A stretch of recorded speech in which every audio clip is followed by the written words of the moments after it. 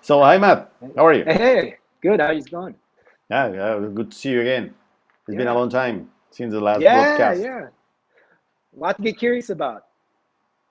Yeah, Matt. So the thing today, the world is changing very fast. We have everything: artificial intelligence, machine learning, robots, self-driving cars. For real, it's not anymore like a like a fiction movie. It is Yeah, for real.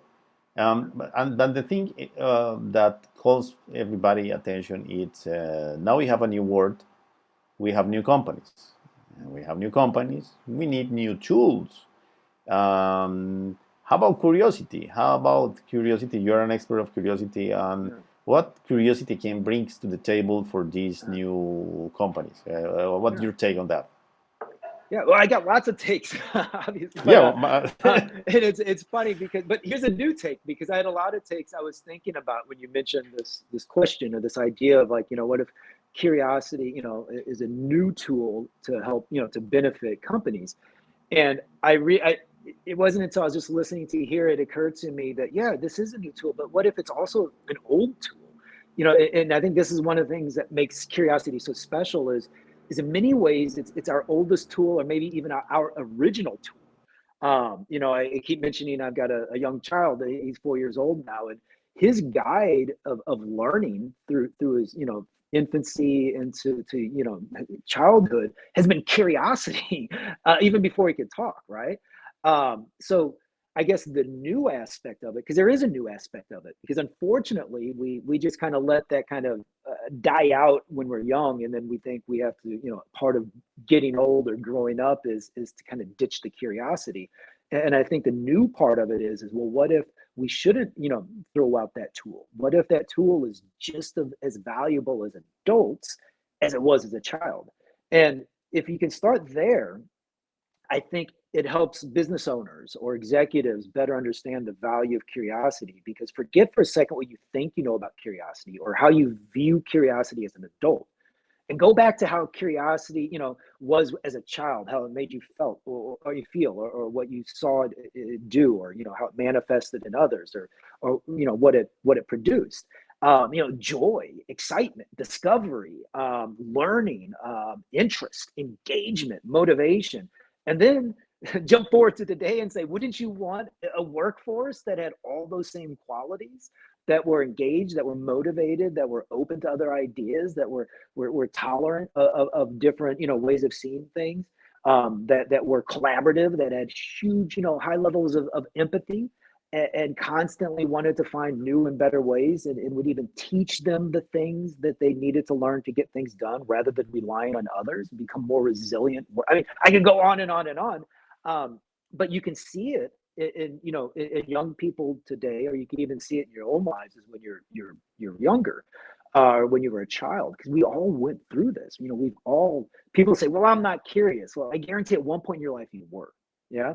And that's the other thing. What if we can recapture that? And what if that's part of curiosity becoming this new tool, is that we don't have to reinvent the wheel. We just look at, we just kind of connect the dots from the past to the present. And of course, that's where curiosity-based thinking comes in. I know we're going to dive deeper and talk more about that, in future videos. But a lot of the goal or the design behind curiosity-based thinking is how do we take our minds from today and time machine them back to when we were younger, and tap into that same perspective and that same process and approach that we had when we were a little kid, but apply them to the challenges and the things that we face today. So yeah, it's exciting to see how we can keep sharing this, and not just sharing, but learning and exploring what can be done with curiosity when you put it into some sort of process like curiosity based thinking.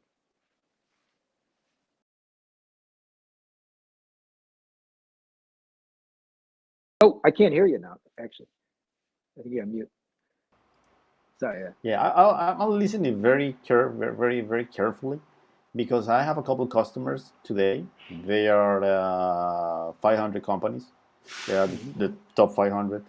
And one of the things that actually is changing today is the sea level. The sea level, now you Hmm. have people below 40s. Yep. Yep. And the thing that people below 40 pretty much millennials, that's Yeah, they're no millennials longer the are old taking man in over. the office. Yeah. No, millennials are taking over of companies today. And the thing is, the way millennial have been educated is based on the social good. It's the climate change. It's the goals for the future. It's about the community. It's about the sense of social media. It's about sharing everything at a personal level with a lot of people that you don't know, and the most likely scenario you won't be able to know many people. And you say something that is very important, that is empathy. How curiosity, if you say curiosity, how curiosity and empathy Mhm. can bring some powerful tools, for example, for managers. What do Yeah. you think that how the curiosity fits here in this blending with empathy? Yeah. No, How that's to be a great. curious and be an It's empathetic person. yeah. No, that's a great question, and that's one of the things I'm most excited about, kind of diving into this year going forward is connecting the dots. I was connecting the dots before about like the past and the present, but there's dots to be connected between EQ, you've probably heard before, right, or emotional quotient, and CQ, your curiosity. So Hmm. we're looking at ways, because there's a lot of work that has been done and being done around EQ, and how do we raise our EQ, and it's fantastic work. But really, I look at it as one side of the coin. I look at it as kind of left foot, right foot, curiosity and empathy. Because I, one of the reasons is I can't imagine truly being curious without having empathy.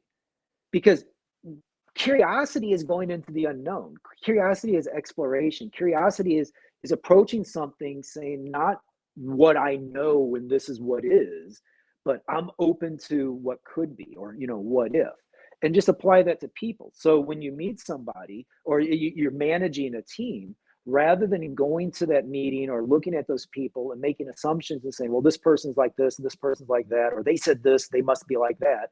You take it with more of again, a curiosity based thinking approach, where you look at things, well, what if they said that because of this, or what if they're this, or what if this is the situation?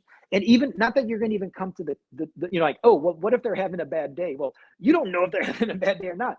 But if you can kind of have that curiosity, it can make you ask the right questions to better understand, hey, well, what's going on with this person? Like, you seem a little off today, or something seems to not be, you find new and novel ways to approach the old problems or situations or issues with communication, using a curiosity-based thinking approach, and that leads to greater empathy.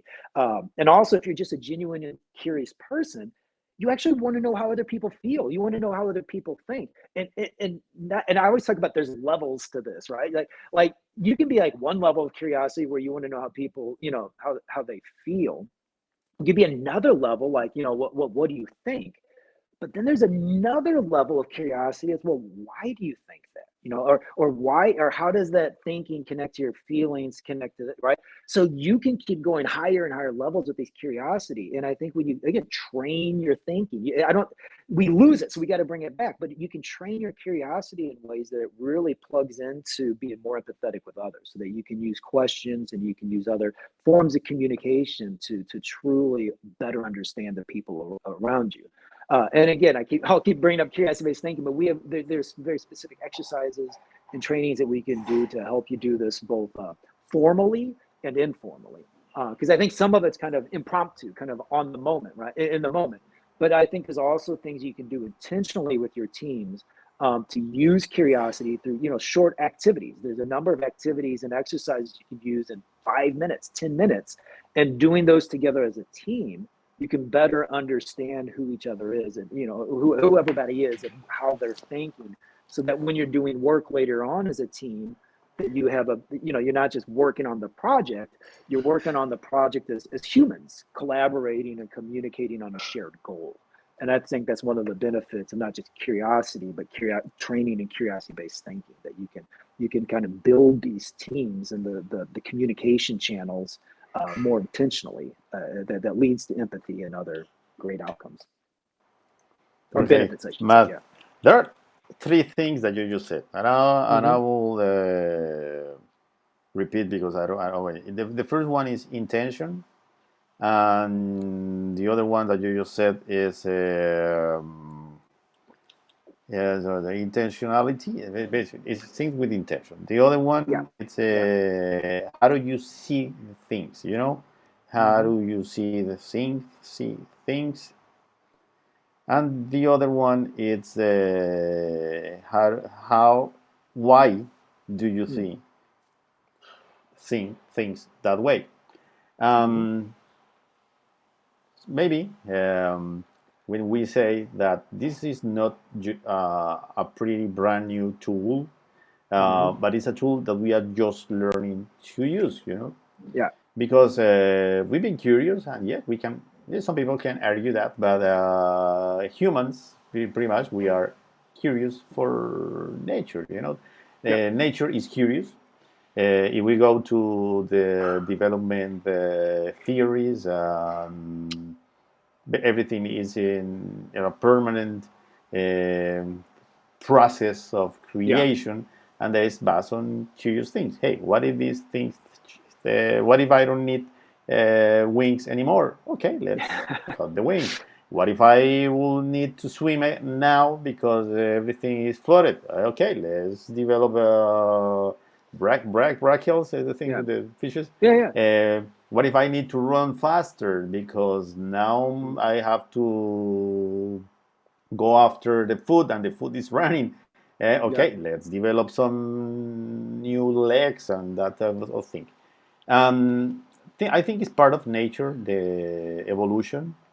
Mm-hmm. So basically, you can go to theory of evolution. Rather, you can go to the scientific way, or you can go to the Mm-hmm. philosophical way. In the other thing, the how do you see things? If we go to the philosophy way, Mm-hmm. we might want to go to Plato. Uh-huh. We can go to the man in the cave. Yep. So Yep. how do you see things? If you are looking things just on the mirror, so basically you Mm-hmm. are not looking things directly. If Yep. you are looking at a reflection of things instead of looking the things, is it totally changed the way. And the thing Mm-hmm. is why?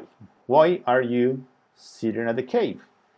Because this was one of the questions that Plato Yeah. actually made is okay, the man in the cave, but why? Why is Yeah. he sitting at the cave?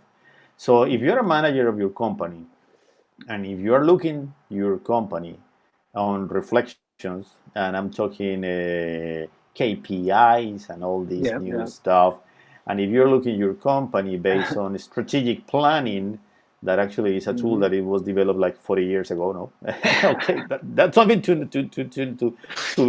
be real. No, Mm-hmm. the next question is why. Why are you Yeah. looking your company on those metrics? Why are you looking your company based on the strategic planning? And maybe it's another way to look your company if you are more curious about those metrics, about the future of your company, because at the end of the day, the Mm-hmm. KPIs are just a picture of the past. It's Yeah. really hard to have KPIs in the future. Yeah. That calls forecasting, but it's not Mm-hmm. KPIs.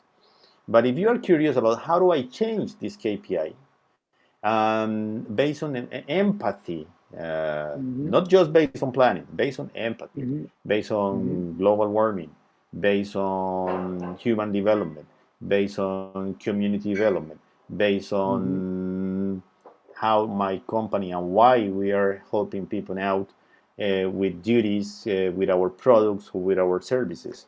I think Mm-hmm. that are very powerful questions that it will be Yeah. really hard to answer those questions in just one session.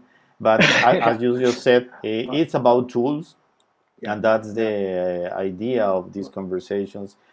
I will say in future conversation we can go deeper in very Yeah. specific tools, because if we help people to understand that we can use very simple tools to Mm-hmm. solve very complicated problems and very high Yep. problems in a Yep. short amount of time, I think this is part of the delivery that I would love to do. Um, so, Matt, let's just to wrap up here.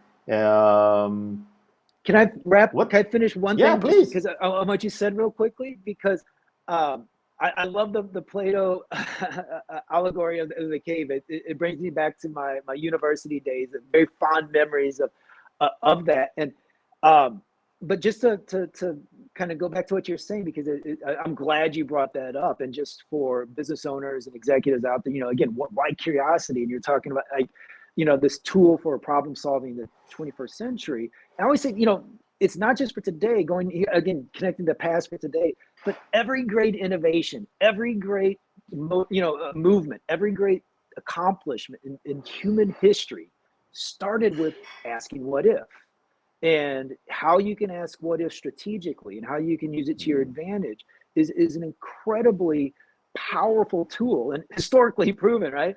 And going back to the Plato, but to just to kind of bring this analogy, full circle, is the tragedy of Plato in the cave analogy, right? That the whole tragedy of the story is that when the person comes out of the cave, the tragedy is all the people inside the cave who are satisfied and content with the shadows just staring at it. And no matter how much yelling or everything else, they're just there, right? But here's the Mhm. thing, the person who says, well, forget the shadow, and stands up and says, I want to see what's behind me. I want to see what's outside of the cave. That's the one curious person, right? So how do you prevent the tragedy of the cave analogy is be curious, right? While everyone else in your field is content with the shadows on the walls, like those shadows could be things from the past, like you mentioned, the KPIs or strategic planning or whatever it may be. They're just content staring at the shadows of the wall. Be the curious person who stands up, asks what if, turns around and sees what's on the outside of the cave. That's what we're looking for with curiosity and curiosity-based thinking. So yeah, I'm glad you brought that up, because I think there's a lot that we can do with that story from thousands of years ago back to today. Yeah, that's true. And one final thought from my end. Mm. Um, you and I, we are professors, and we've been educated like billions of people until today, based on punishment and rewards.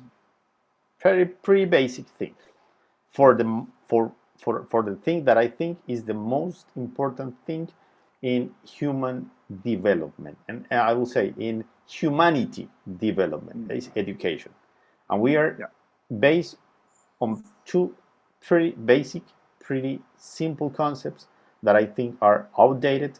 That is punishment and rewards. So basically, mm. you have a reward if you did the homework the way I think you should do the homework.